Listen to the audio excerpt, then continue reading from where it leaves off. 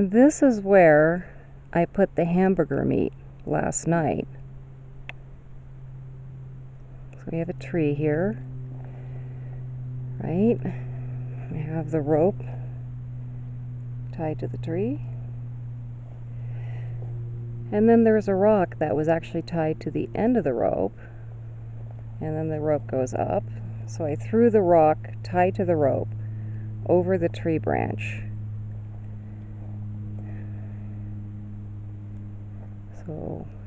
And the rock tied to the rope went over this upper tree branch, which isn't crazy high, but it's still up there. And the meat is inside of that bag. And it was very cold here last night, so it'll probably be okay. And the reason that I did this is because of the bear. Because we have a bear, I have a bear, and the bear tracks were actually found. I think that might be one of them right there. But there were bear tracks that have actually been found right around this area. And the reason you don't want to store stuff like meat, food that has any kind of odor in your cabin or your RV, unless it's in a sealed container, is because the smell will attract predators like a bear, and then they will break in and destroy your cabin or your camper or your trailer or your tent, or potentially becoming habituated to humans and attacking humans. So you tie the rock to the end of your rope, right? Which I did a very lousy job of this because it was dark and it was late. But I nonetheless tied the rock to the end of the rope.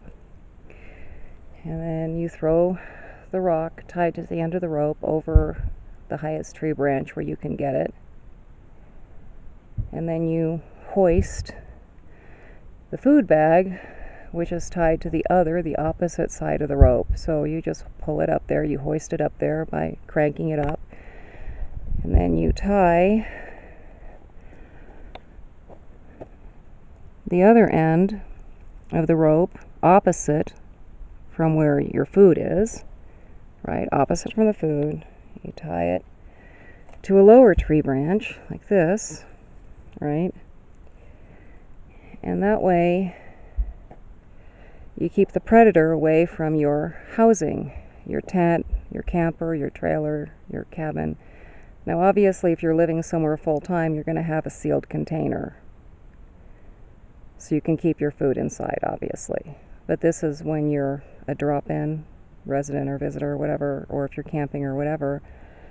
It's how you store your food. And normally if you were camping, you would have your food farther from where you're living, where you're staying, where you're sleeping. You'd have it farther. In this case, it's not super far, but nonetheless, that's kind of where I put the meat. So here are the first 3 trees planted. This is D Junior, doing well. And then I have the orange tree.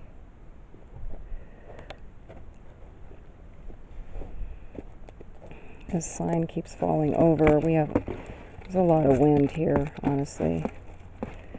So it's hard to keep this sign from falling over. I need to basically tie it to this tree branch to hold it. Maybe I'll do that in a minute. Alright, and so back to the orange tree. And this light on this sign is very pretty at night because it's solar. And we have cherry tree. Has some crispy leaves, but it is recovering.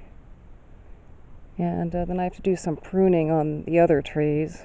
There's the food bag up there in the tree. That's tied up.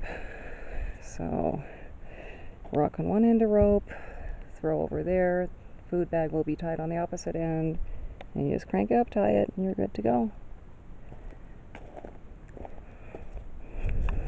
That's what I did last night.